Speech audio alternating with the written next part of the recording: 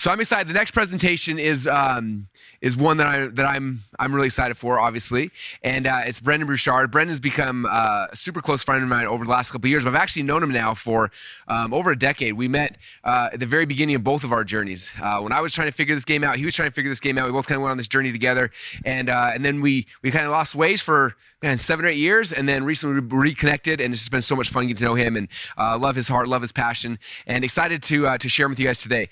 He's gonna be talking about his high performance habits. If you guys, who here's ever read his book, High Performance Habits? Yeah, if you haven't, it's an amazing book. He's gonna be sharing some of the habits with you guys today, and it's things that are gonna help you guys as you're going through and stepping out into business and things like that. So we're gonna watch that presentation. After that, I'm gonna come back. I got some closing words, and then we will be done for this event. So with that said, let's stretch a little bit. Get ready. Make sure your energy is high for Brendan because he brings a lot of energy. With that said, I want to introduce you guys to Brendan Bouchard. Welcome to the stage, Mr. Brendan Bouchard!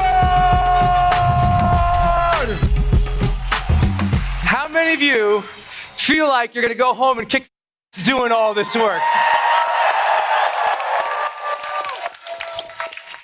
All right, so I got a bigger question. How many of you have ever gone home on Monday? You got a big list of things to do. It's prioritized, it's detailed. You started Monday fired up, and then Wednesday hit, and all of a sudden, you kind of look around yourself and you're on the couch. There's a bag of chips or some other thing you're not supposed to eat. But no, honey, it's dark chocolate. It's healthy. You look up for a minute to change the thing, and it says season 4. And you're like, didn't I just start this? And all of a sudden, all that fire, all of that commitment, all that motivation is waning. And your Wednesday turns out to be a dud. Who's been there? Be honest. Yeah. Why? Why? Why is it sometimes you perform so well, you get so much done, you know you're at the A game, you're providing for your family, you're working through the pain, you feel it, you believe it, you're engaged with it, and other times you suck. Why? Why? Focus. Why else? Lack of happiness. Why else? Lack of money. No system. Kids. Blame the kids. That's always, that's such an easy excuse. Well, I got kids, Brendan. Yes, no one else on earth has children and ever made any money. Something is causing you to fail. Something, when you know you're supposed to be working and you're on your phone and you go to text that one business thing or that one person, and then a little later on, you kind of click that blue link, you watch that video, you swiped up, you responded to some DMs, you looked at 3 other people, and all of a sudden you look at the time and you're like, oh my God, 3 hours went by. What happened to me? And maybe the DM isn't your problem or the social media isn't your problem because listen, the average American now watches 4 hours of television a day. 4 hours of television a day, the average American. Let's do some math. The average adult lifespan, if you take 4 hours a day over the average adult lifespan, that ends up being 19 years. In front of the boob tube. 19 years. That's 19 years, 24/7. Gone. 19 years from experiences with your family. 19 years away from building a movement, a momentum, something you could have done. 19 years away from connecting with your spouse or your partner. 19 years of chasing the dream, of volunteering, of giving, of serving. 19 years stolen with 4 hours of distraction a day. Maybe it's not social media for you. Maybe it's not TV for you. Maybe you're sitting at the desktop on your ride-a-bike treadmill today, doing your desktop, and all of a sudden you watch that video or you see this thing, and you're watching and hoping for it all, And then, you look up again.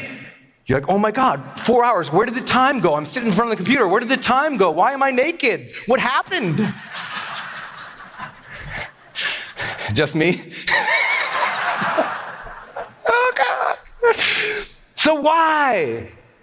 When so much matters for us to be excellent, why is it so hard to change and stay on our A game? That has been my quest for 22 years to figure it out. I told you yesterday a little about my accident. And because of that accident, it made me ask those questions because I needed to desperately change. I was in a major moment of transition in my life, and I desperately needed to change. And let me see if I know my audiences, especially my entrepreneur friends. If you would identify yourself as someone right now who's in significant transition to a new brand, a new product, transition to a major change in your life, but you feel like this moment right now, it really matters if you get it right this next time.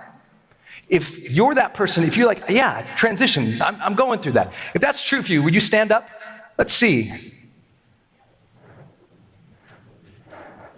Look around the room. Look around the room.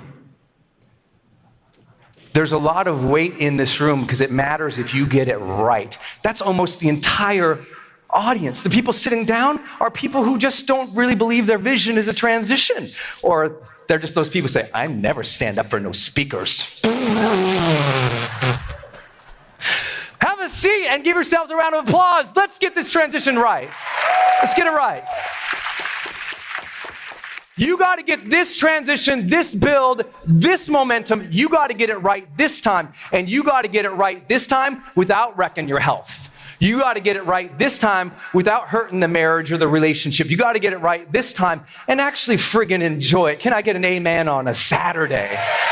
It's like turn to the person left, right, shake him, say, you got to get it right.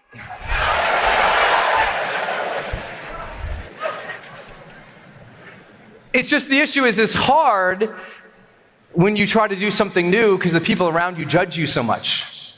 You know? Me, before my accident, I told you yesterday I kind of had a rough go at it. I had met my high school sweetheart when I was 16. We fell in love. She was my first love. We were all in this relationship. We did everything together in high school. She was going to go to college. I wasn't going to go to college. I was going to, mow lawns. That was it. I was making good money mowing lawns and painting things. I was painting chicken coops. My first paid job ever was painting a chicken coop. And I thought it was such an easy job, and then they said, well, you have to clean it first before you paint it. Oh, God, worst job ever. A whole summer painting and cleaning chicken coops. It was like, ugh. But I was getting paid. I was like, maybe that's what I'll do. But she was going to go to college, so I said, I'll go to college too, I guess. She was going to the University of Montana. I said, I guess I'll go to the University of Montana. So I bought a little U-Haul. I did a little weld job in the back of my 1988 Nissan Sentra. I welded that U-Haul to the back of an 88 Nissan Sentra, which is, if you don't know what that is, it's not meant to haul things. Okay. We put all of our stuff in it. We went over the Rogers Pass, over the Rocky Mountains, over to Missoula, and because I didn't have much of an identity, I did everything she did. I signed up for the same classes she did. When we did anything, we went out with the same friends. We lived in the same dorm. Everything that I could do, we were inseparable. And then, like I told you yesterday, halfway through that first year, she cheated, and I fell apart. I was immobilized with hurt. I stopped going to classes because I didn't want to go because she was there. So I laid in bed. I didn't take care of myself because I just wanted to die. So I didn't shower. I barely ate. And if I did, I ate horrible things. Friends would come by, Brendan, let's go out. And I couldn't do anything. So I just laid there, crying, upset, angry. Not all of that is unique to the college freshman experience, that's for sure. But for me, it led into depression and then suicidal thoughts. And I had already written what I was going to leave to my parents. I had already thought about the people who'd be mad at me. I had just prepared to leave this earth because I was a broken person. And it wasn't until a long time later until I realized what saved me. Two things saved me. One was reading. Because even though I was sitting there miserable in bed, I was a reader. I loved to read things. So I'd read a bunch of things, and one day I picked up the school newspaper, and I opened up that newspaper, and I was turning through it. And then the second thing that saved me, marketing. I turned the page, and there was a full-page ad in the school student newspaper. And this full-page ad had the best copy in the history of the world. Because think about a sad college kid. Okay, here's what the image was. It was one of those like Caribbean images, white sandy beach, perfect turquoise colored ocean, bright big blue like back sky against this palm tree. It was like this beautiful thing. And the headline, escape. Yeah. Because when you're hurt, you want to escape. Escape. Summer jobs available for students in the Dominican Republic. I was from Montana. I didn't know where that was. But I knew she wasn't there.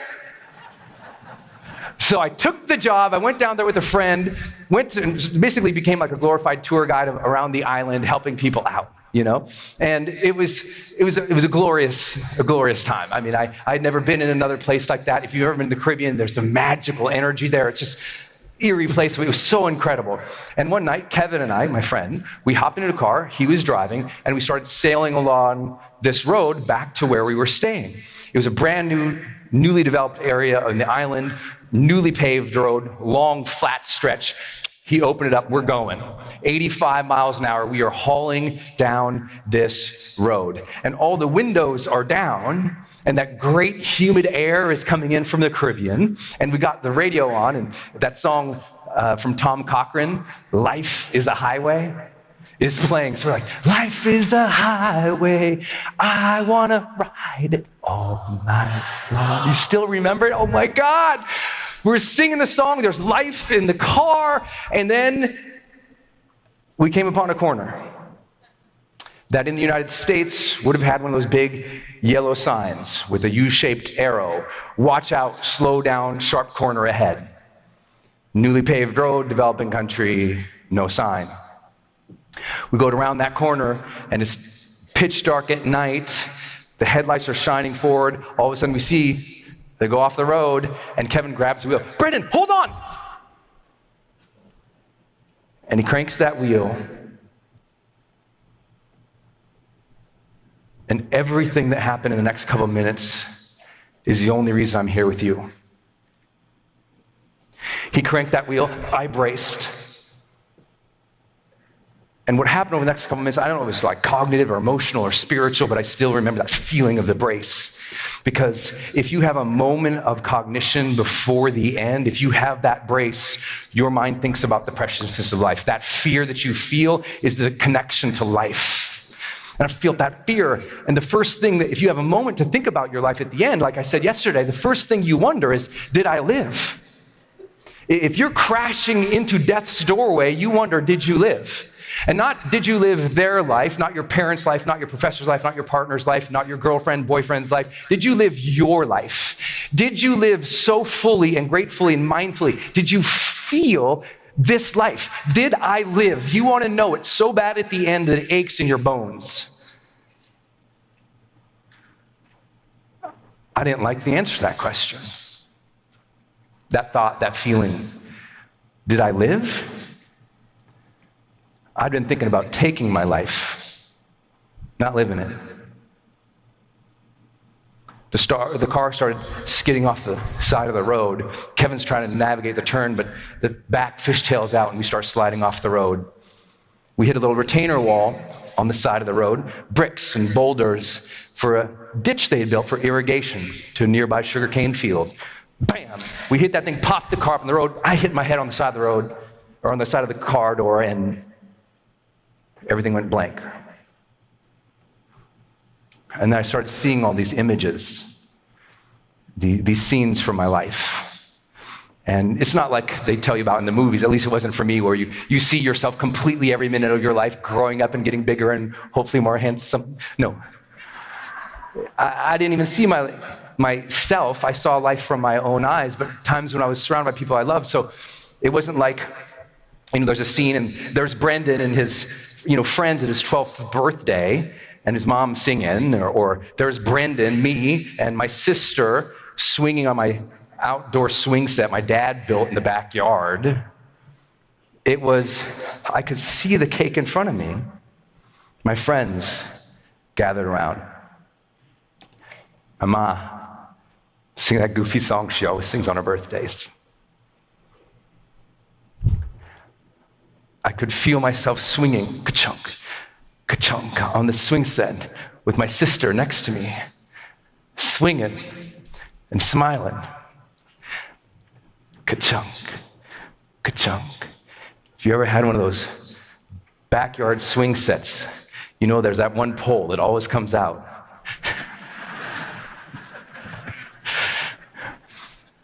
And you see these images in your life of the people that you enjoyed your life with, and it makes you wonder, did I love? Because you're going to think about the people who are going to miss you, and you're going to think about the people who you're going to miss. I didn't like the answer to that one either. Did I love? Because I'd been so heartbroken. My heart was cracked in two. I hadn't even felt life in months. And the truth is, when you get hurt, sometimes you do the worst thing, and that's you just start protecting yourself even more because you don't want to get hurt, so you get proper. You build a wall, you put a mask on, whatever your metaphor is, but we all know if you get hurt and you build up a wall to keep out the bad guys, who can't get in? The good guys.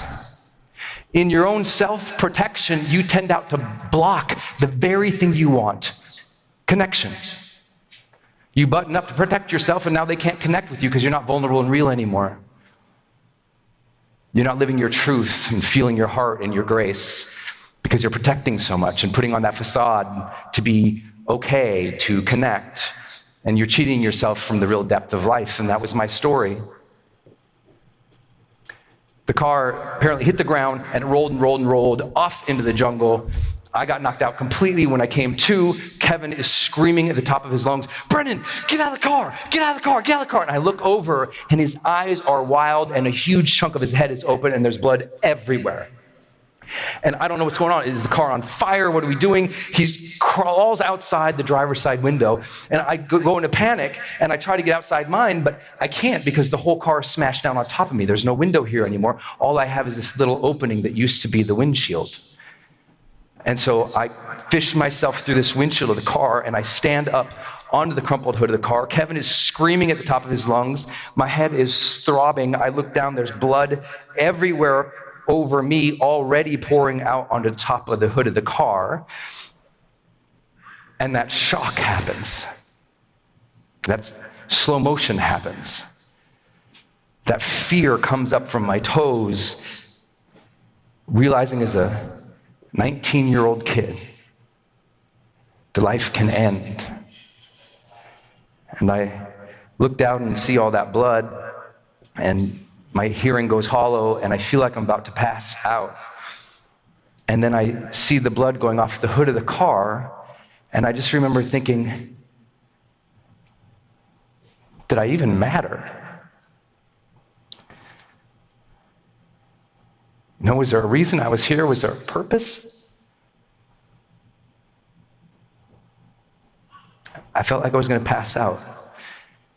And then I noticed a reflection in my blood at the end of the car, at the end of the hood, a glint, a sparkle, something, and a reflection of something that made me look up. And there was this bright, big, beautiful moon that night. I hadn't even noticed it earlier. And it was like the second that I looked at it, it was like, I just knew I would be okay somehow. I felt this connection, this moment, this grace, this something. Years later, I felt like I had gotten in that moment life's golden ticket. Like the big guy upstairs had reached down to me and handed me a second chance. That golden ticket. It was kind of like, here you go, kid. You're still alive. You can still love. You can still matter. But now you know the clock is ticking.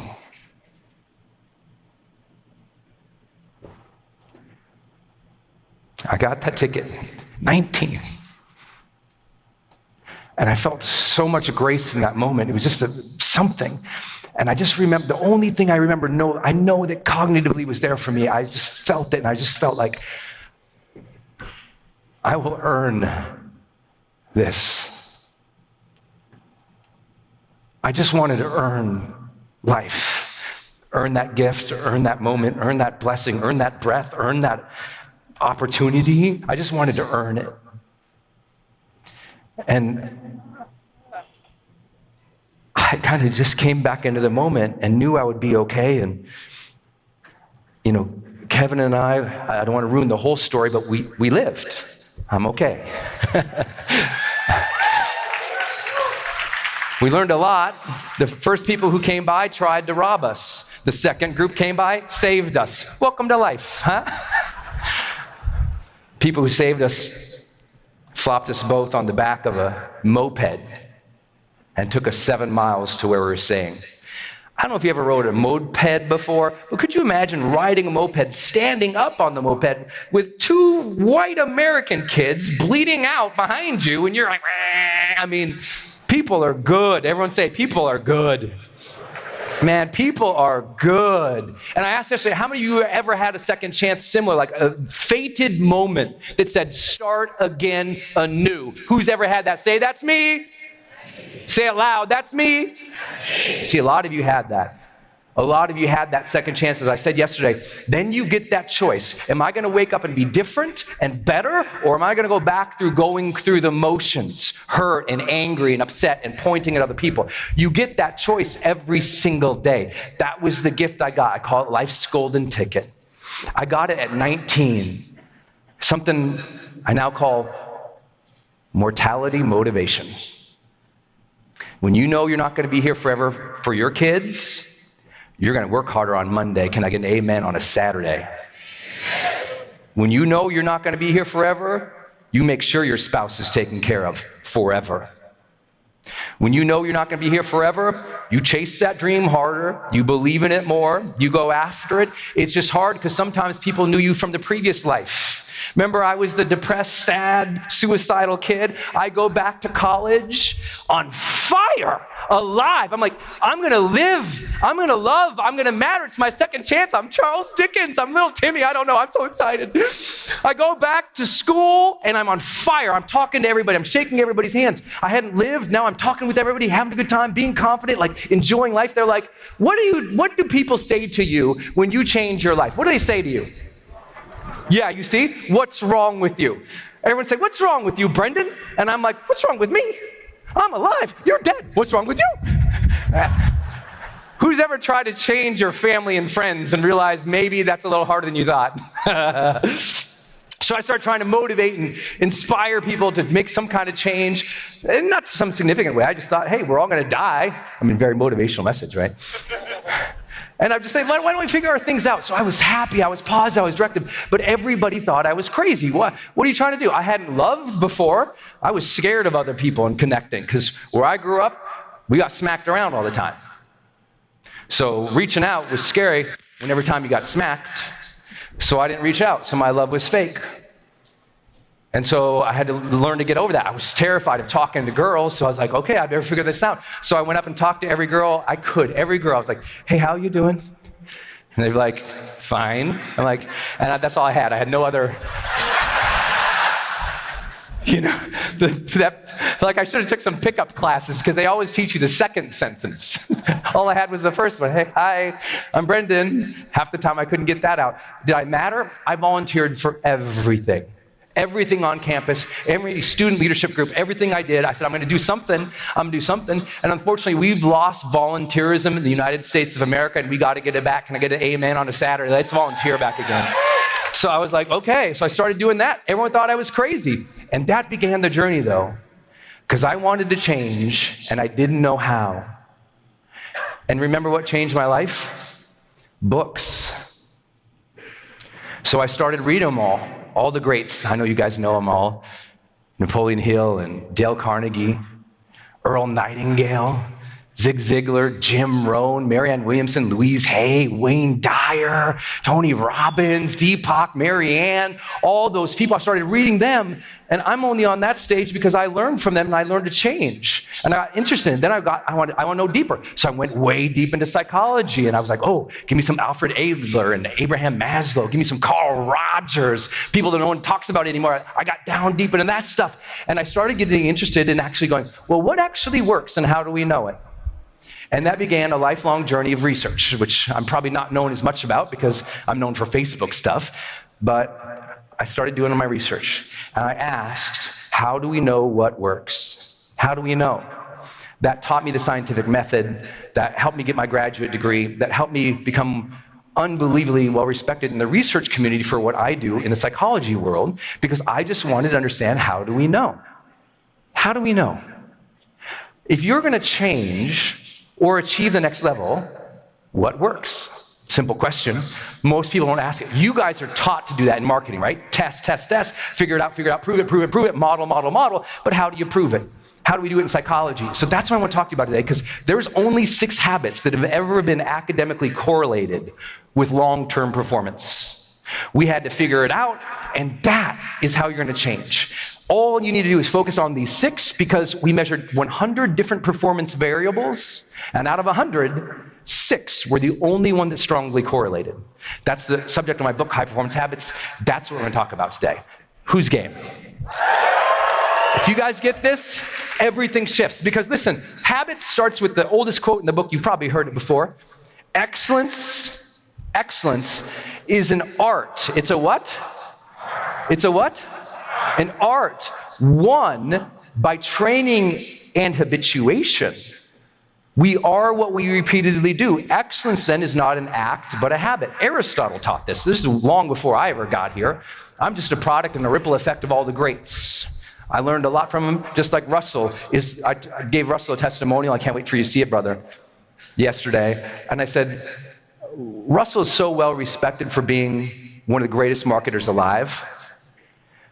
But what I respect about him and what I love about him is most people don't know he's also one of the greatest marketing students who ever lived. He's done his homework, and he works so hard to learn everything he teaches you guys. So give this guy a round of applause. He gets it. Never seen someone study harder. Not in our space. That's why ClickFunnels is so good, because he does all the work and the research, and he puts it into tools you guys can help. And he builds a team that can help with that. But he did the research. My research came into the personal development side. I said, I want to study the highest performing people in the world. Let's figure out who they are, what they do, how they make it happen. So we did the largest academic study. We partnered with the University of Pennsylvania's Positive Psychology Department, super fancy, to find out what these 6 things were. Here's a couple things you should know. Number 1, high performance means succeeding beyond standard norms consistently over the long term. Consistently. Everyone say that word with me. Yeah, that Monday motivation problem you're having, that Wednesday problem you're having, it's not an existential problem. You're having a consistently problem. You did it once, you forgot to do it Tuesday, Wednesday, and Thursday. It's those little moves that catch that momentum.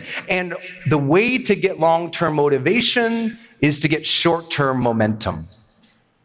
The way to get long-term motivation is to get that short-term momentum. High performance feels 3 specific things. And by the way, these aren't my words. These are words from Olympians. These are words from the top 15% highest earning people in 100 different categories and industries. Here's how they say, here's how you know when you are high performing. And it is just lockdown science. Here's what you feel. That moment of flow, that moment of awesome, when you know you got it, first thing, you're fully engaged. You're right there. You're fully in the moment, like it doesn't go away. But we're terrible about that with the people we love. Some of you, gentlemen, are trying to convince your wife you're listening, and she's 3 feet away. she can tell it's not true. I mean, look at the back of this room. Let's see. Go back in the light. Look at the back of this room. This is a huge room. Can you guys go closer into my face? Let's try.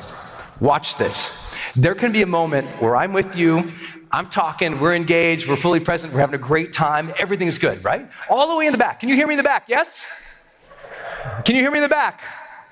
Great. I can be fully engaged, we're having a great time, everything's clicking, we're zoned in, we're right here. And then there's a moment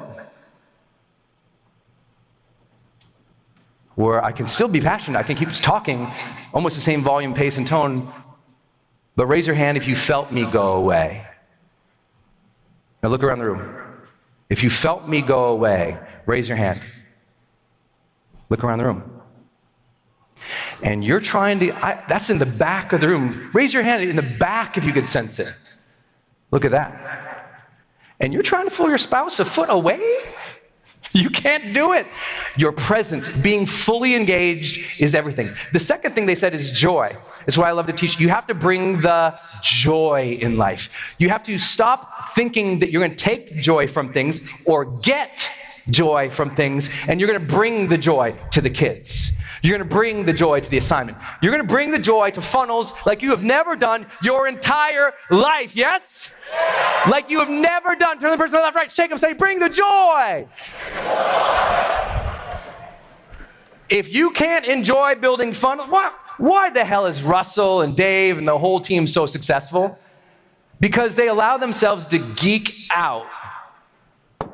Stickers on bottles. They allow themselves to geek out and have fun and notice the funny, silly things and enjoy the process. And if you can't do that, it's not going to work. Stop waiting to be happy, start generating happy. And the last one, confidence. High performers have full engagement, joy, and confidence. And sometimes that confidence, they have to generate it just like they have to generate the joy. You got to learn to bring the confidence. The number one issue with most of your sales videos, the number one issue can be found in those three words. You're not fully engaged, the audience can tell it. You're not enjoying the process, they can tell it. And you aren't confident, so you're not going to get that conversion. That's the challenge. They can tell you're not a high performer, they can tell you're a newbie. And no one really wants to buy, not spend a lot of money with just a newbie. It's okay if you're a newbie at what you do or getting the first results, but we want you to be confident in guiding people. I always tell people, you don't need to be confident in yourself like you're the perfect person, but you better be confident in your ability to guide people. Because if I can't tell in your video that you are confident that you can guide me, I don't give you the money. It's how I'm able to convert on sales videos. And we've had sales videos that did $4 million in 3 days, right? And it's just me. It's not like I don't even have graphics. God, what is wrong with me? I'm talking to Russell. I need a countdown timer and music getting louder and, dancing bears or something. But somehow it works because those three things are there. Also, something to know from the science. None of your excuses work anymore. The science proved this. High performance is not strongly correlated with your age. So for some of you, like, I'm too old to get on video, or I'm too old to do that marketing, that social media, you're wrong. Age is not correlated with long-term performance. Women who say, I'm disadvantaged because I'm a woman, hello, welcome to 2019. You are not. You have it. You own the world. Go get it. Gender is not correlated with long-term success performance in the world's largest study ever done. Also, nationality, intelligence, personality, strengths, creativity, empathy, or years of experience, not even your compensation level is tied to high performance. Because who's ever worked with a high-paid deadbeat? Anybody? Yeah, they're not a high performer, they're just getting paid a lot. Difference, some compensation. So, here's something else to know, another surprise. It's not about your strengths. Our culture in the 90s got caught up in just do your strengths, only your strengths, and focus on your strengths. It's like, actually, high performers don't do that. And there's no long-term correlation in any study ever that just focusing on strengths leads to greater long-term performance. There is none. So here's what we found out. I was wondering why. It's a huge controversial thing in my book, High Performance Habits. I was like, but why? And here's why. Look at that last bolded line. The question high performers ask themselves is less, who am I and what am I good at? And more often, what is required to be of service here? And how can I grow into that? That's what servant leaders do. That's what the greats did. They didn't say what my strength was, because Russell's known me for a long time, and I've relatively maintained my dorky me, but I was terrified of public speaking.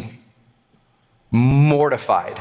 Even if you asked me, even if you paid me, Brendan, get up on that stage, I'll give you money to go talk, I'd be like, no. Video? No, never. My natural abilities and strengths have nothing to do with communication, but I recognize if I can't communicate, I can't make the difference. If I can't communicate, I can't make the difference. So I had to skill up, tool up, train, get better to figure out how to do that. And that's what changed everything for me. So the question comes down to, okay, Brendan, then what are the 6 habits? What matters the most? Here's what they are. Number 1, you must seek clarity more consistently than you are. I'm from Montana, so let me make this simple. Here's how we say it in Montana. The time to have the map is before you enter the woods. The time to have the map is before you enter the woods, but most people wander into the woods and they're kind of looking around. What am I supposed to do? They go down this way and that way, and they don't know what the hell's going on because they don't have the habit of seeking clarity. People who seek clarity, it's simple. They ask more questions than other people. You got 5 people standing around. The person who finally goes, hey, how does this work, guys? What are we supposed to do? That's always going to be the high performer. Everyone else is standing around waiting for instructions, hoping they get it. Right? Go in a meeting, the person who asks the most questions tends to be the leader. Why? Not because of role, because of getting the clarity is what they do. Some of you guys know I've had the blessing of training Oprah Winfrey and her entire executive team. And we did 2 online courses together, epic experience of my life. But here's the thing that she doesn't get the credit for. This is my favorite little thing. When you have a meeting with Oprah Winfrey, you sit down, the first thing she says is, what's our intention for this meeting? What's our intention for this meeting? Starts every meeting with the intention. Not the task, not who's going to do what. What's the intention? It's unbelievable. That is seeking clarity. It's saying, what are we about here together? What matters here together? Let's start with that. That's seeking clarity. Underperformers don't seek clarity. That's why the average American, and I don't mean me flippant about it, but we have a problem. The average American reads less than 2 books a year. They're not seeking clarity. That's why personal development people, high performers, people who come to my audiences, they tend to out-earn the population by 10 to 1. Why? They're students, right? Why is this audience so amazing? Because you all came here to seek and you did it. So turn to the person left, right, shake them, and thank them for being here one more time.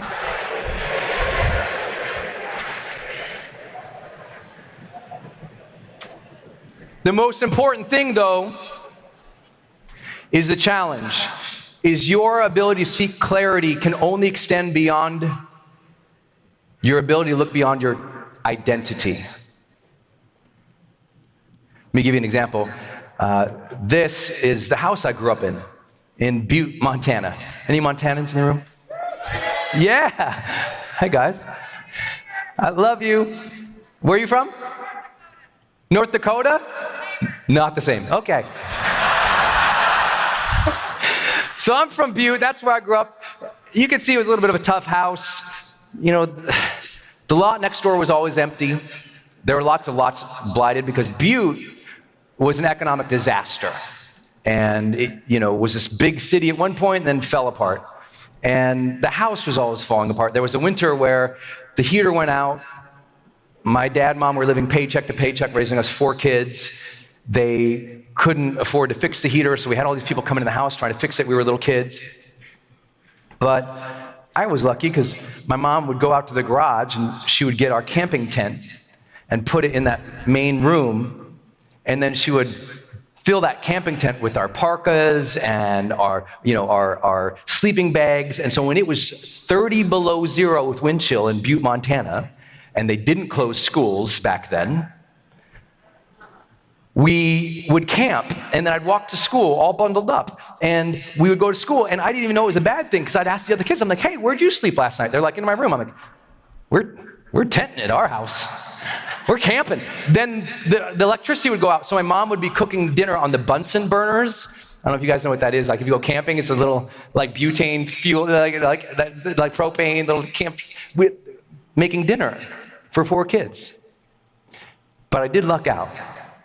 Because mom, they'd make it fun, they would engage, they'd get resourceful, and I always say I didn't grow up with anything, but I grew up with love, and that's growing up with everything. Isn't it true? It's everything. That's it. But if that neighborhood became my vision, I wouldn't be here. And most people's clarity, what they want for their life, what they're seeing, what they're seeking even, is usually limited to their past or what they see or experience or feel now. And so I have a message for you to write down.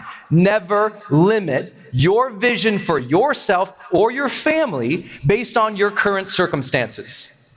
Never. Your vision is unmoored to the past. Your vision and what is possible for you, look what's possible. For the entire ClickFunnels team, look what they've done here for you. They didn't start this way, they built this way. So don't you ever think that what you are capable of is limited by who treated you bad, who said what, where you're at now. You could be broke this year and in Comma Club up on this next year, ladies and gentlemen.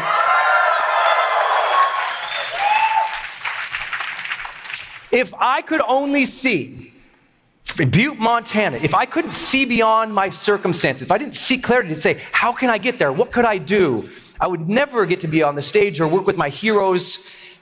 And some of those heroes are big names. I got to work with Larry King and the Dalai Lama, some of you know. That was like a huge blessing of mine. And I don't show pictures to brag. I show pictures to go, I'm a kid from Montana. I never imagined I'd get to work with Ms. O. Ever. I never imagined I get to work with these 2 gentlemen. I never thought it would happen. I never thought Branson or Clinton. And don't worry, if they're too liberal for you, I got those guys too. But you know what? My favorite picture is this one. That's my dad. That's my mom. I love this line, success counts the most when your clarity and beliefs allows you to give back to your family. That's it. So if you're not looking beyond your vision yet for yourself, if you're not dreaming big, asking the bold questions, doing your learning and staying on your game, always asking the questions. If you won't do it for you, do it for them. That's the main thing. That was my first seminar with mom and dad. That would be my dad's last. He would pass away from acute myeloid leukemia not too long after that. I'm so happy he got to see that. So happy. Because I was a student. Because I learned. Because I tried to figure it out. Because I wanted them to get out of that house. I wanted me and my girlfriend to have a better life. Clarity and believing in yourself and that vision is everything. Everything. Thank you. Guys. So you guys are like, I thought he's the motivational guy. When did the bears come out or some balloons? Can we put some lasers on? This is heavy. Pardon my language. Number 2, high performers generate energy. Allow me to give you the defining metaphor of my life. Literally the defining metaphor of my life. The power plant does not have energy. It generates energy. The power plant does not have energy, it generates it. For the engineer dorks in here like me, some of you guys know I'm an engineer and a dork and a data and a coder. Let me make it more accurate. The power plant doesn't have energy, it transforms energy. What does that mean? Well, a power plant takes energy from one source that's of lower utilization, transmits it, upgrades it, then transmits it again. That upgrade of energy is your job if you want to be a leader and a high performer. That's your job. Yes, they're negative around you. You know what you're going to do? Next time they're negative around you, you're going to upgrade that energy. Next time you feel bad, you don't feel good, you're going to upgrade your energy. Next time you don't feel like it, you're going to upgrade your energy. Next time you're beat down, you're going to upgrade the energy. Next time you're not ready, you're going to upgrade the energy, because high performers generate the energy, and that's what you have to do 24/7, 365, Monday through Friday, for your family, for your kids, from the people around you. Let's go, ClickFunnels, let's go. Let's go. You don't hope to have energy. You generate energy because your family's counting on you. That's why you do it. You don't hope to have a good day. You build one because people need you. You generate energy, and you stop telling yourself, "Ooh, I'm so tired." You know what people do? "I'm tired." And you know what they do? "I'm tired." And so what do they do? They sit there. Is that the craziest ever? If you're tired, you don't sit there. If you're tired and you sit there, the sit there compounds the problem. That's what you have to do. You have to change it. Let me show you. Everyone stand up. Watch what we can do. Watch how fast we can give God's gifts activation in this room. Watch this. Everyone stand. Close your eyes. For those who are marketing, whiz bangers, I'm not going to hypnotize anyone. I have no idea how to do that. But watch what you can do. Close your eyes. Give yourself a score of 1 to 10 of your physical and mental presence and energy. 1 to 10. 1 would be you're wiped out, you're exhausted, 3 days of seminar. 10 is you feel just super pumped, fully alive, and fully engaged right here. Watch what you can do. I know you think I'm going to ask you to jump around. I'm not. Instead, I'm going to ask you to turn your mind on. Watch this. What I want you to do with your eyes closed is I want you to know what your number is. If you're a 6, I want to challenge you right here to level up in this room and take your energy without doing anything. Don't say anything, don't jump, don't move. All I want you to do with your mind is go from a 6 to a 7 or an 8 to a 10. All I want you to do is speed up that processing in your brain. Speed up the mind. Maybe you see lightning flashes. Maybe you feel like all of a sudden all around you in your body, like you're gonna bolt, you're gonna speed out, you're gonna take somebody down, you're gonna run, you're gonna jump. Maybe in your mind, you feel like there's fireworks. You just see them. Maybe from on high, you feel a lightning bolt in the back of your neck, wham, right now saying, you are alive. You have the gift of this moment. Take that breath in, take that breath out. Now go one level up again. Without moving, take that energy one more. One more. Give yourself that challenge. Get a little higher, a little more energetic. Make it come alive. Get a little bit more. Just a little bit. You're standing there, up that level of energy. How's that feel? ClickFunnels. Yeah. So open your eyes for a second. All you have to do is use your mind. Start there. Start there. So many of us don't use it. We look for a crutch. Well, I'm tired. I'm going to watch something. No. Just close your eyes. Get your mind revved up because you got money to earn. Get your mind revved up because you got people to serve. Get your mind revved up because you were put on this earth to do a mission. Tired is a choice almost all the time.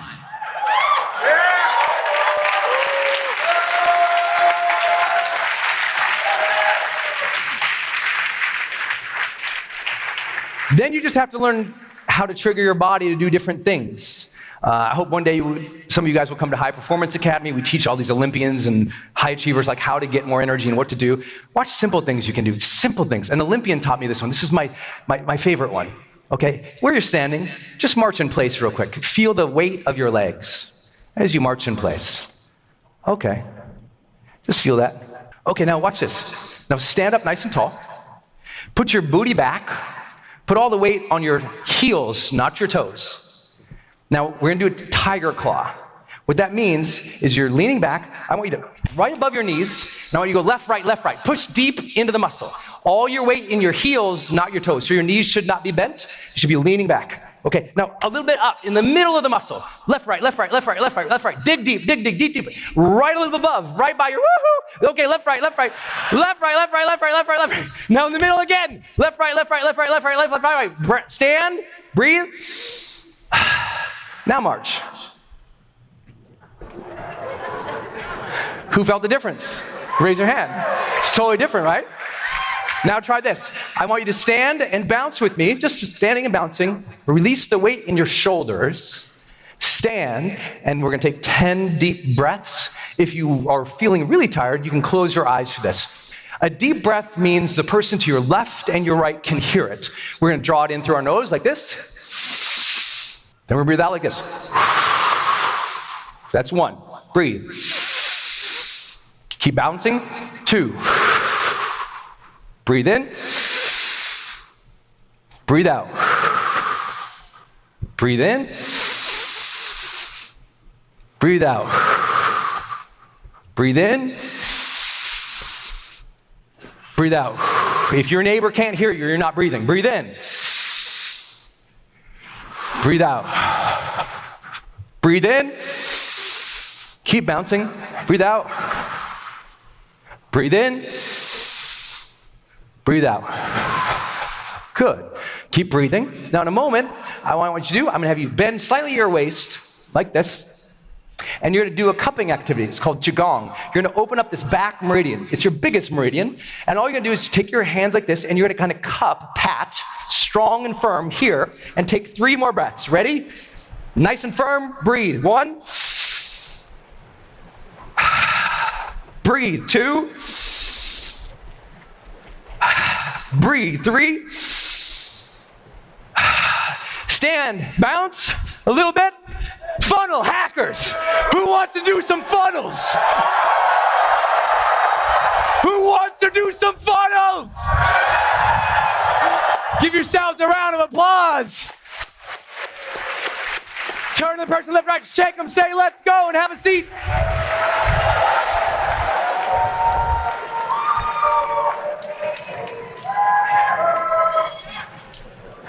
How do you feel? So every 50 minutes when I sit down, I learned this from a high performer, I pull out my phone. When I sit down, my timer, I set for 50 minutes. The largest productivity study done in the history of humankind, the largest productivity study done in the history of humankind, found that the most productive beings on earth across 190 countries took a break on average every 52.4 minutes. So every 50 minutes, I'm like, great, I'm working. Okay, I sit my butt down, 50-minute timer. I'm working. It doesn't matter if I'm in the funnel. It doesn't matter if I'm in the copy. It doesn't matter if I'm coding. It doesn't matter if I'm in chapter 4 of my 7th book. When that thing goes, I stand up. I'm like, okay, take a step back, speed up my mind, bounce in place, 10 deep breaths, ready to go. Why? Not because I need it then. I do that activity so that I have the energy later. What most people know is you're storing energy throughout the day or you're depleting it. And most of you are so fried at the end of the day because you are willing yourself through it. And that's why you won't be successful at 70 or 80 anymore. You'll be gone. You'll be a faint glimpse of what happened in the industry. Or you will last because you care for your physical body. Most people would not go to their neighbor's house, spray paint it, break the windows, and throw tons of garbage in it. But every day they violate and they abuse the temple that they were given from above. You got to take care of your health. You got to take care of your energy because your family needs you. And because if you care about your mission, your next level is your next level of energy. Can I get an amen on a Saturday, ladies and gentlemen? That's it. I learned this the hard way. Some of you guys know I had a brain injury in 2011. And I wrecked an ATV four-wheeler. I was out with friends in Mexico, and I didn't know at the time how bad it was. This is my last checkup. I actually never realized how creepy that picture is. I don't know, is that a dead body next to me? What the I never really saw that one on a Jumbotron, Russell. I was like, who's next to me over there? Is he dead? Oh, dear. I got to get a brain scan every 90 days because of my injury. And some days I have good days and some days I have bad, like all of us. But I have a lot of dreams and mission in my heart. You know, I think if you feel like a dream or a mission has been sown in your heart, then you better take care of your heart and your health. Because maybe the creator, God, universe, luck, whatever you want to call it, is asking you to care for yourself so you can carry that dream across the finish line. I had to learn to generate energy. That's why I do it every 50 minutes. It's why I work out every 5 days, or not every 5 days a week. I like to say this to people: be responsible for the energy you are projecting into the world. Your kids see how much energy you have, positive, negative, physical. So does the community. So does everyone else. Be responsible for the energy you are projecting into this world. And I think we'd have a much better world, because most people aren't conscious of the energy they're giving other people. And if you can be more intentional and conscious about the energy you're putting out, you will not just change your marketing, you'll change your world. And who's in it for that game with us here at Funnel Hacking Live, ladies and gentlemen? Let's change the world. We got to change our energy. Number 3, you got to raise necessity. What does this mean? I'll be brief on this one because it's simple to illustrate. That's the beginning of my career. That's me. I think I was probably reading Corey Rudel there or something, you know. And I'm in my girlfriend's apartment in this picture. I had to move in with her because I went bankrupt chasing this dream to be a writer and a coach. And that's basically the whole apartment.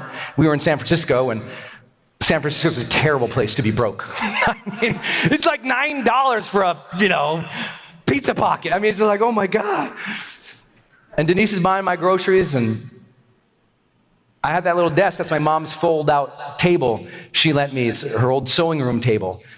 And so I had that little desk because that was the whole room. So the bed became, where I put my vision boards and my research and my dreams and my journals, and then I'd write on that little thing. And the truth is, for months were going by, I wasn't writing much, and then we kept going more and more into debt.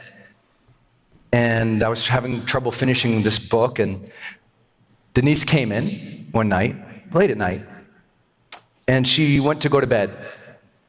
But I had all this stuff on the bed, but she never wanted to disturb the stuff, so she crawls under the covers of the bed, trying not to disturb the bills and the things and the papers and the visions and the journals. And she crawls under bed, and I'm typing along, and I happen to look over.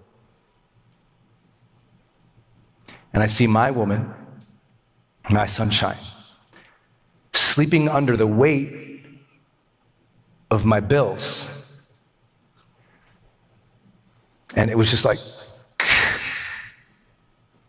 but I think in a good way.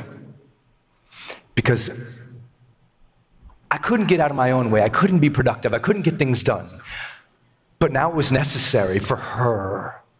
We will so often do things for other people, but we have to psychologically raise the necessity. It became necessary in that moment, not to be a preferred successful author. It was necessary for me to become a successful author. It became so necessary.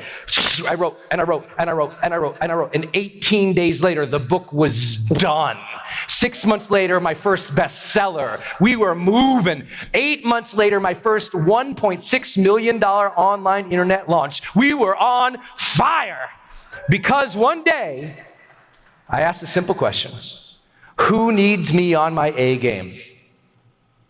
Why is it necessary that I serve with excellence today? To this day, next to my computer, a little note card sits with that. I don't open up my laptop or even think about work until I've processed this question. Who needs me on my A game? Who needs me?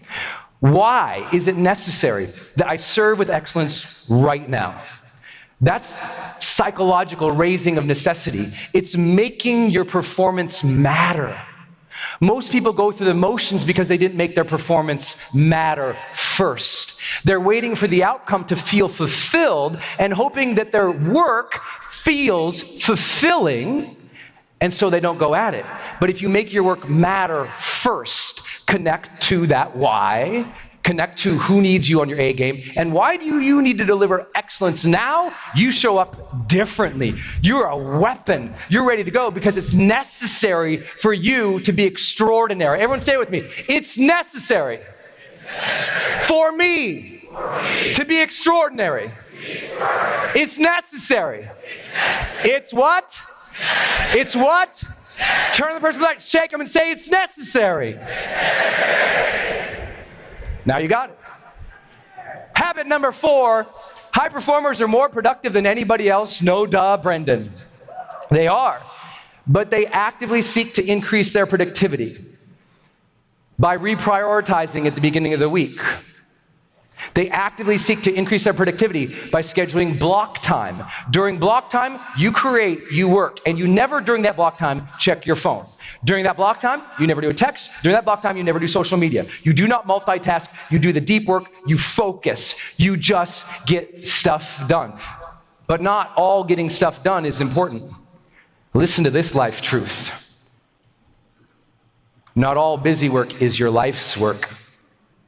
And until you figure out the difference, you'll never feel fulfilled. You'll never achieve fulfillment by completing a longer to-do list. Not all busy work is your life's work. So be seeking clarity, be on the hunt for what is that thing for me. Re-identify with that, reconnect with that. Identify the outputs that matter the most and do more for those things. Obsess about the outcomes that matter the most. Everything else, delegate, delete, get rid of. What matters the most? Obsess about those. I tell everybody, all my clients, I go, there's only 5 moves you need to achieve your dreams. There's 5 major moves. What are those major moves?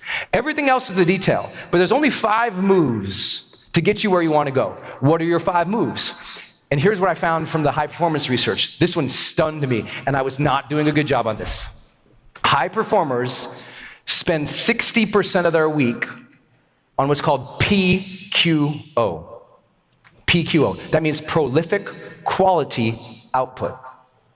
It just means they're being prolific, doing the things that matter the most for 60% of the week. Yes, they still have administration. Yes, they have email. Yes, they have social. Yes, they have everything else we deal with, but they do that only 40% of the week.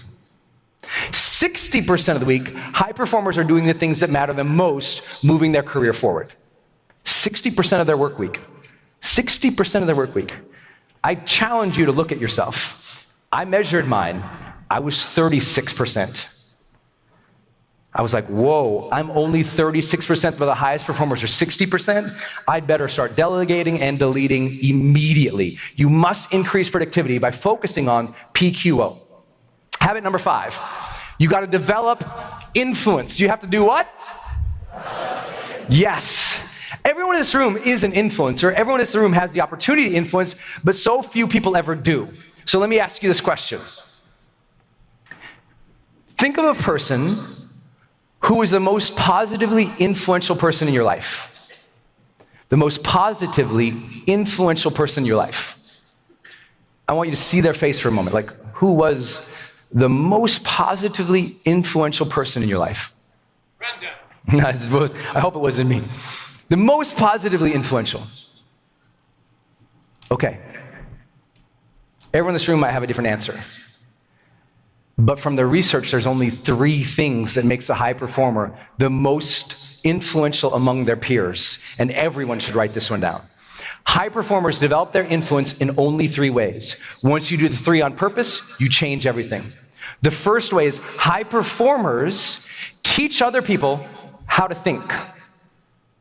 You gain influence with people by teaching them how to think. That's the first and foremost. You have to teach people how to think, and you have influence with them. Think about that person who influenced you. I bet they taught you how to think about yourself, other people, the world, opportunities, life, values. Second, the thing that you admire that person for, the reason they had influence, is they challenged you. They challenged you. They said, you're a better man than this. They said, you can do better. They said, be your best. They say, that wasn't true, be truthful. They raised the standard by challenging you to be better. You want to lead people? You must strategically and explicitly challenge them to be better. Not make excuses for them, not try to be, people tell me, Brendan, you could be so much further if you would just be so relatable. Be relatable, Brendan. And I would say everything would change if you're just more relatable. I'm like, I'm not interested in being relatable. I'm interested in challenging people. It's 2 different things. I want to be a high performer. Let a daytime talk show person be relatable. I want to move the earth. Anyone with me? Two different things. Two different things. The third thing they did is they role modeled the way. You liked this person influenced you because they were a role model for you, and that changed everything. That was the picture I showed you earlier of my dad. My dad was my role model. He taught me how to think. He challenged me. He was a good role model, even when he wasn't perfect. And it was because he was conscientious. Every stage I've gotten on, I share this unique, simple gift for you if you haven't ever done it. If you still have your parents or your grandparents or somebody you love in your life, do yourself a favor. Do an interview with them and record their voice. Do an interview them. As my dad was passing away from leukemia, when he got the final diagnosis that the third chemo didn't work, I was on the road. So I called him that night and I asked him 30 questions about life. And, what'd you learn from your parents? And what do you want each of us kids to know? And what do you want to say to mom? And all these questions. And I recorded it. And during the course of that interview, it was maybe an hour and a half, he said all these things I recognized. I was like, wow, he was telling me that the whole time I was growing up. I never knew he was conscious about that. But my dad's 7 lessons, my only brag on social media that I will ever do is never my count. It's that of all the things I do, 4 original posts a day for a decade I have done. My dad's quote to me is the most shared thing I ever did. And it was simple. It's my dad's 7 lessons to me. And see how good they are and you'll know it. Dad said, be honest. Be yourself. Do your best. Take care of your family. Treat people with respect. Be a good citizen. Follow your dreams. He's always saying something like that. Now, on his anniversary, both his birth date and the day that he died, I listened to that recording, and I'm so thankful he was thoughtful about his influence. So I always tell people, remember, you're influencing people at every moment of the day. This group, you have more influence because you're marketing knowledge than almost any other group in the world. So remember that you're influencing people every day, every moment. So be intentional about how you're showing up, about what you're communicating, what you're sharing. That intention can change the world. Because think about it. If you all united to do anything, could you change the world? Yes or no? Yes or no? Anything. It's the power of what you're already doing with ClickFunnels. It's how this was all built. You're using your influence intentionally to do good things. So keep doing that whatever way that you can, because there's more power in this room. That person to your left or right, maybe it looks like they began, but they could be a titan in 5 years. So give them respect. Last simple habit is this one. You got to learn to demonstrate courage. You got to make the asks. You got to say it. You got to stand behind it. I know you guys heard from my main man, Dean Graziosi. Was Dean awesome? Yeah. Oh my gosh.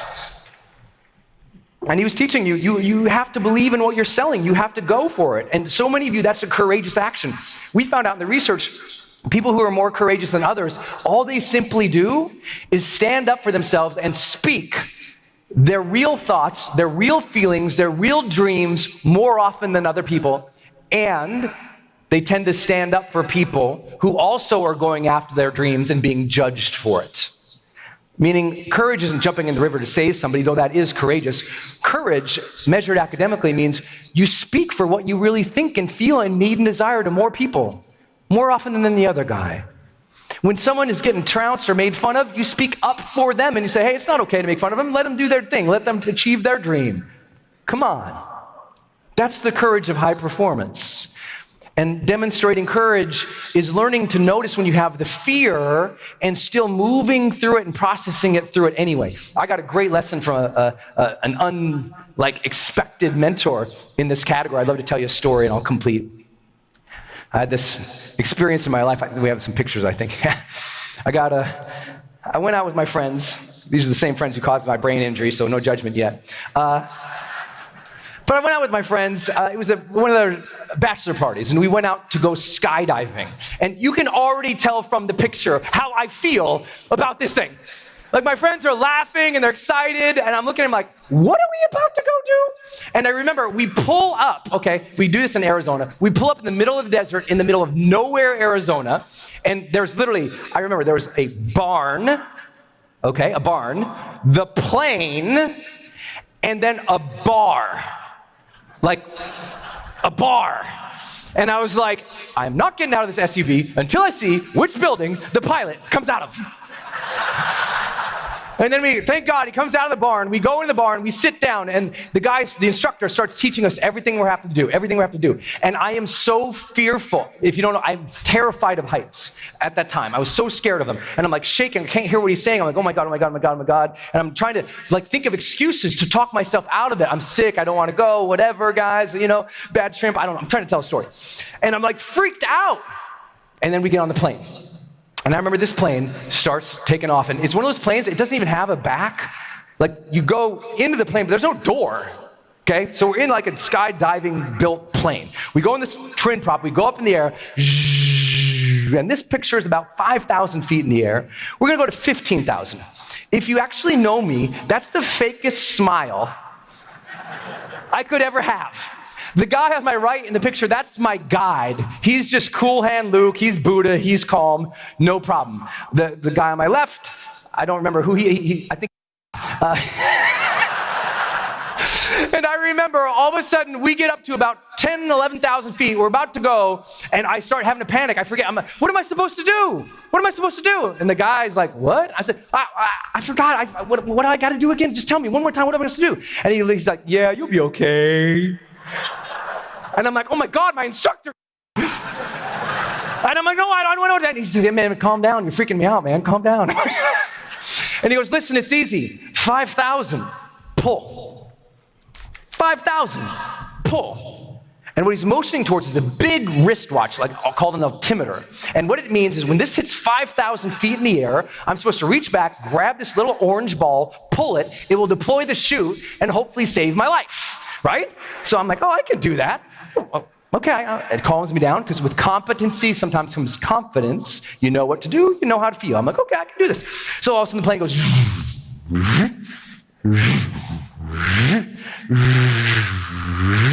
and my friends, my best friends of my life, are sitting on a bench across from me, and they go, and all of a sudden that bench, the guys start going back to the door.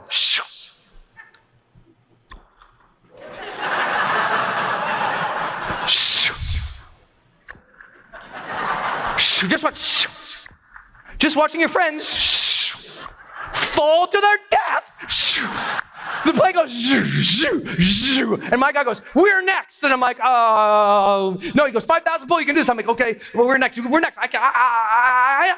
in motivation. I know what to do. The plane goes like this. We start sliding down the bench. And I'm like, yes, yes, yes, yes, yes, yes. We get to the door, and he goes, one. I go, oh. And he goes, one. I go, no. He goes, two. I go, no. He goes, three. Ah! And he throws me out of this thing.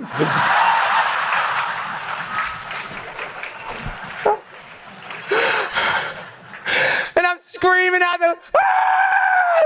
And look at Buddha behind me. He's like, he's good. I love this next picture.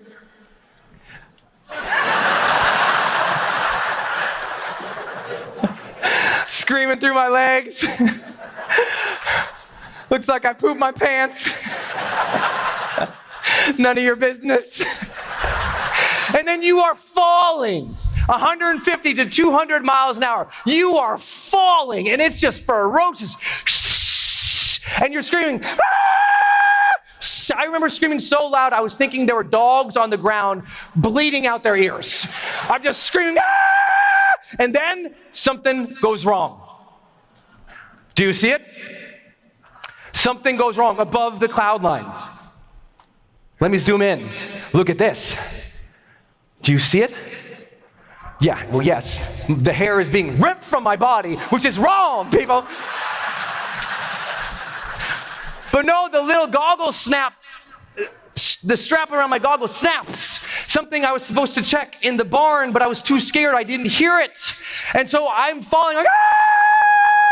And all of a sudden, my guide starts pointing towards the ground. Like, hey, you're supposed to do something now, or we're going to hit that earth.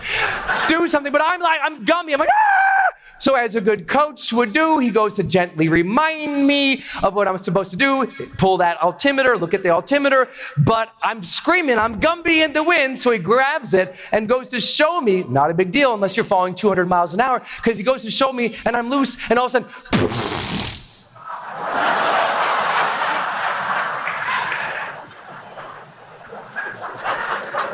I get punched in the face by my own hand. By my own hand, people. So hard. I'm like, oh my God, why did you hit me in the face? He's like, go, go. I'm like, why did you hit me in the face? He goes, go. So he goes to show me again. Hits me a second time. I'm like, oh God. So I reach back and I go to grab that thing, and they don't tell you what's going to happen. You go to grab that thing. I remember I go to grab that thing. They're always motivating you to get in, to jump, to do the thing. They don't tell you how hard it's going to be. I go to grab that thing, and it's like, ow! And I don't know if that picture shows the surprise on my face. But I remember when I pulled that, my leg went above my head. And it came back down again. And I remember like slow-mo, watching my leg go above my head and come back down. And I remember going, I didn't know I could do that. And you think, could you imagine doing a ClickFunnels ad for this experience? Could you imagine a 10-second ad trying to get people to go through the same experience of skydiving? Here's what it would look like. Okay. He'd be like, okay, so man, yeah, just got 5,000 pull. That'll be fine. Okay, get in the plane. Watch your friends. Watch your friends.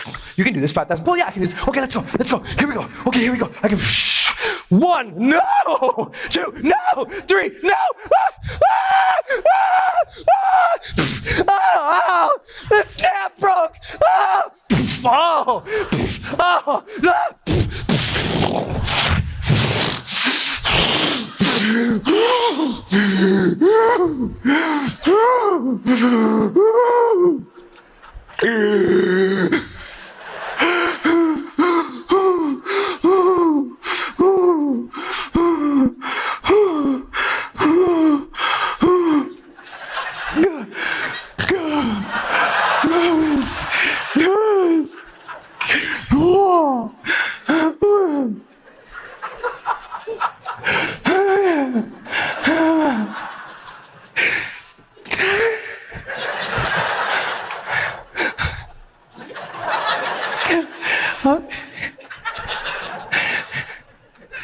It sure is beautiful up here, man.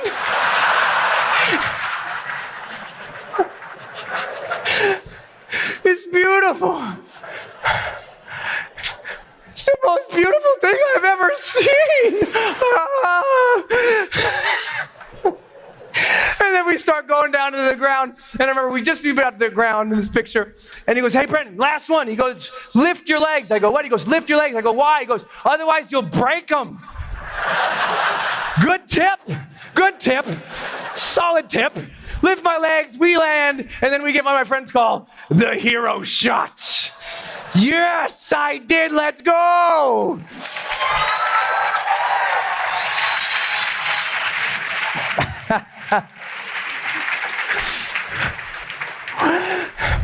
But here's why I tell you this story, and I'll close with this. We get there, we're all talking with our buddies. The guy comes running up to me, my guide, and he comes running up and he has a CD. Here you go, man. I go, what's this? He goes, it's your pictures. I go, we took pictures? Oh, okay. He says, hey, you got a second? I go, yeah. He said, come over here. Oh, all right. So he pulls me away from my friends. And he says, hey, you got a second? I go, yeah. He goes, hey, man, what do you do?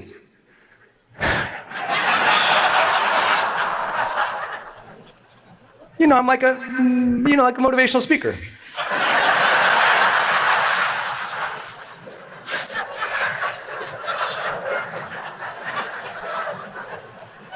And I remember, it was like all my dates in high school when I opened the door, he goes, oh. And he goes, I said, why do you ask? He said, well, and he pointed towards the plane that was over there, and he goes, you see the plane over there? I go, yeah. He goes, Brandon, I jumped out of that plane 1,142 times. I go, what? He goes, yeah. He goes, but here, I tell you that because you're one of those guys, Brendan.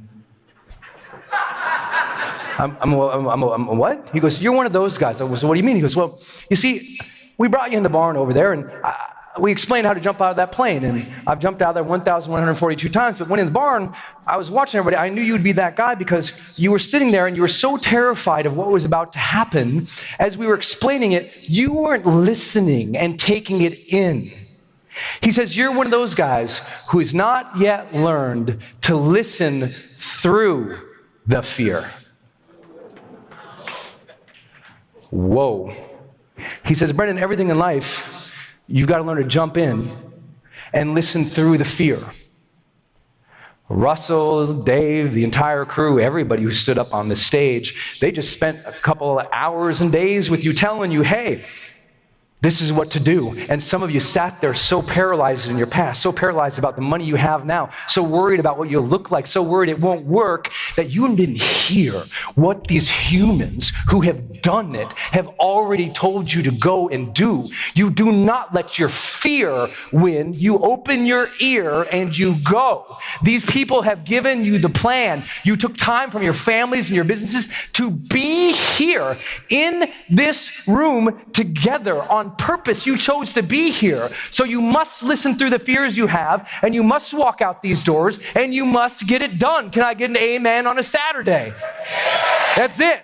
You got to get it done. You got to wield your influence. You got to use your skills. You got to activate ClickFunnels. You got to put it into play because these people stood here. They jumped out of the plane well before you ever did, and they're telling you what to pull, what to push, what to do, when to do it, and how to enjoy the experience. So you honor this time you took to be here. You honor the family time that you took away. You honor your business, which you dream of. You honor these beautiful people and souls who put this event on for you. And when you walk out these doors and the doors of your homes and organizations for the rest of your lives, realize you have this opportunity. See through the past, feel through the fear, keep going because you got it in you. Everybody has it in you in this room. I respect you for that. And now we expect you for that. So when you walk out this door and the doors of your homes and organizations for the rest of your lives, my friends, go out there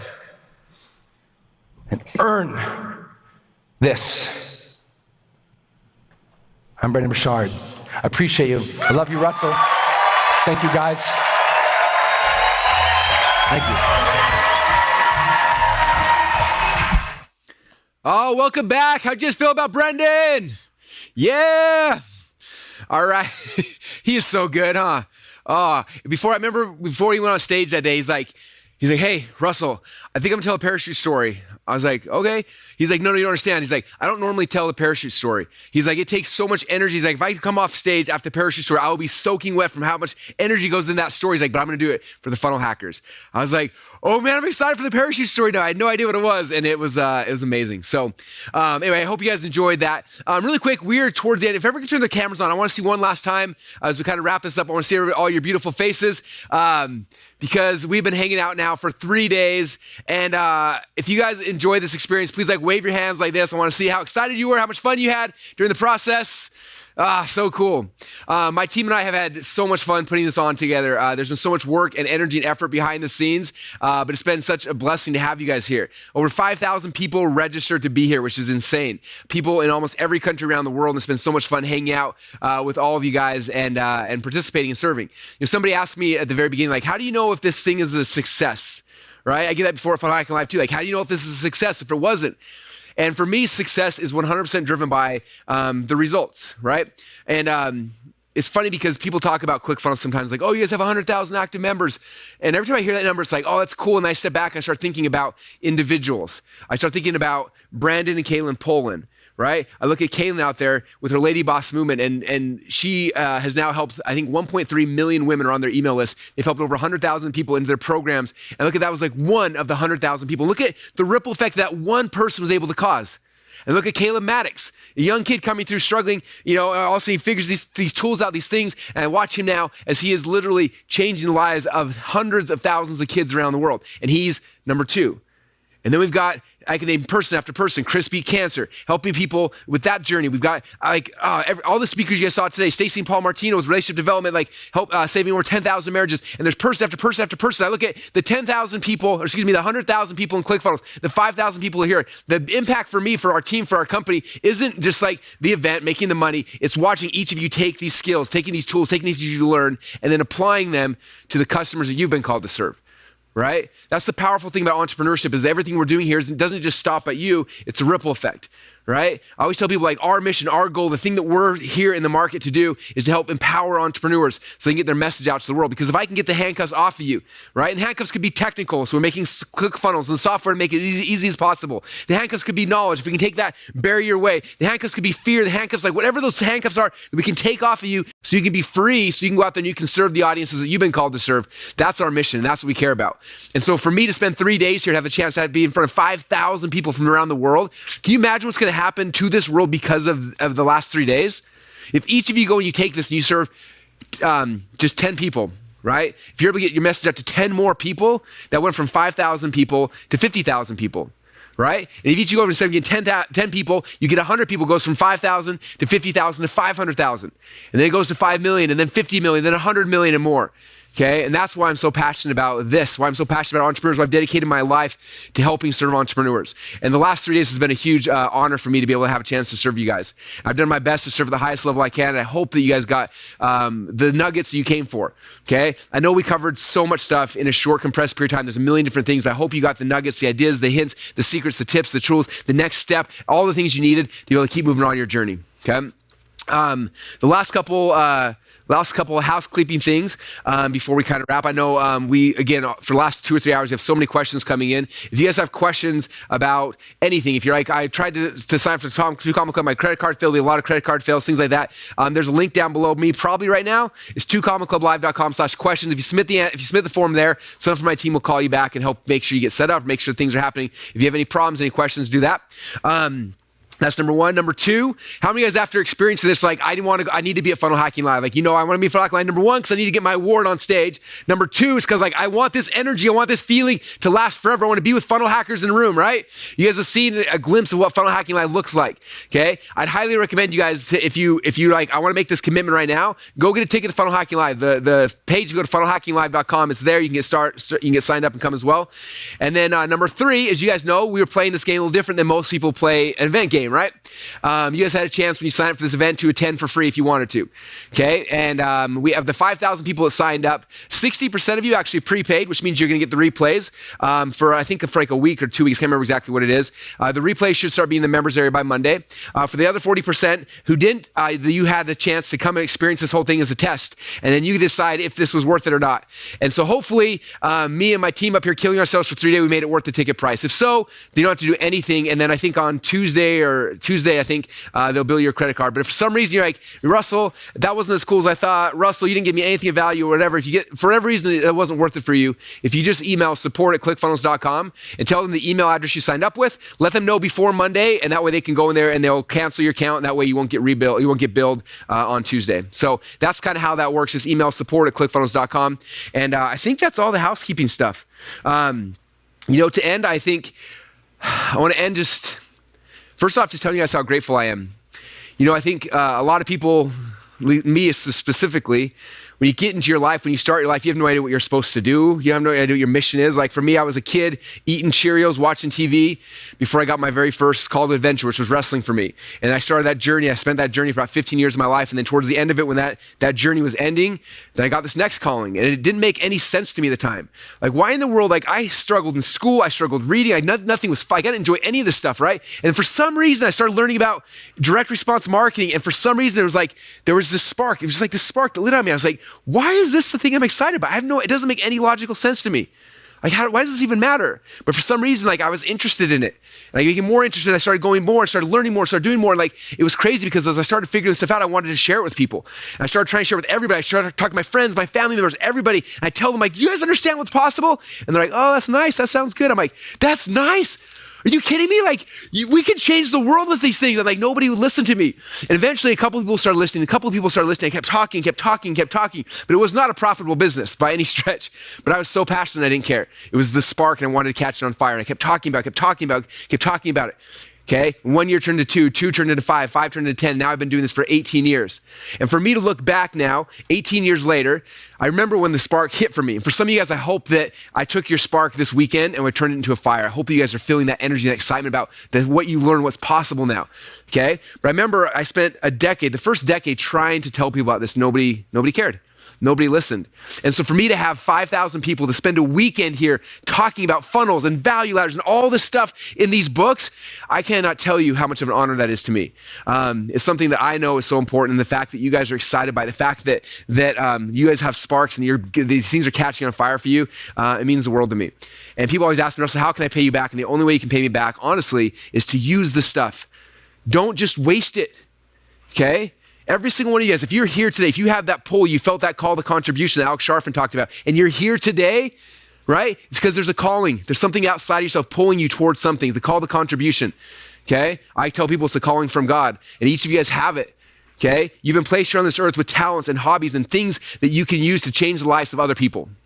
Okay? And everything we've been talking about the last 3 days, everything in these books, everything inside this community is all about making this job simpler for you. So you can get out there and you can share your message, because every single one of you has something deep inside of you can change somebody's life. And I can't do it. I can't help the lady bosses lose weight. I have no idea how to help women lose weight. I don't know how to beat cancer. Chris can do it though. I don't know how to help kids like Caleb does. I don't know how to do what you do. Like, I can't do the thing, but if I can give you the tool that helps you get your message out to more people, then my mission's been fulfilled. And so the way you can repay me is just do it. Just do it. I promise you this stuff works. Okay, trust me. This is not my first rodeo. We've seen it over and over and over again in so many industries, so many different ways. It works. It just comes up to you taking it and doing it. And that requires you, like a lot of the stuff we talked about the last 2 days, right? Some of the stuff that's scary, like I've got to forgive myself. I've got to forgive other people, right? I've got to move forward. Like there's so many things that hold us back, and you've got to be willing to get rid of those things so you can become who you need to be, so you can serve the people you've been called to serve. That's what this game's about. And it is the most amazing personal development experience you will ever have. You'll learn so much about yourself. There's gonna be hard times, easy times, fun times, bad times. But at the end of it, who you become will be someone you'll be proud of.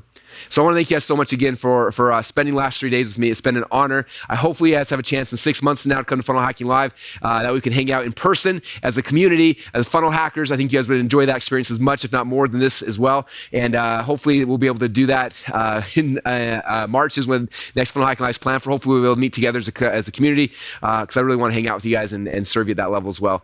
So with that said, you guys, thank you again so much. If you can do me one last favor, it'd be huge, is when you guys are done tonight, if you can go back to the Facebook group. I cannot tell you each night. I spend probably an hour in there scrolling through the comments of what the biggest takeaways, what the ahas were, what you liked, all those kind of things. If you guys can go in the Facebook group and just drop the biggest ideas, the biggest ahas, your takeaways, like whatever you want in there, I will literally be reading them. I'll be reading every single one of them tonight. I'll probably spend an hour or two doing that. So if you guys can do that sometime, that would mean the world to me and my team.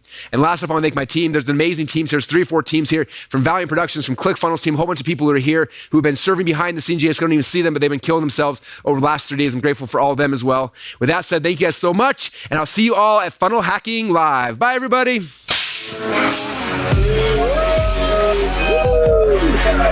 Thank you.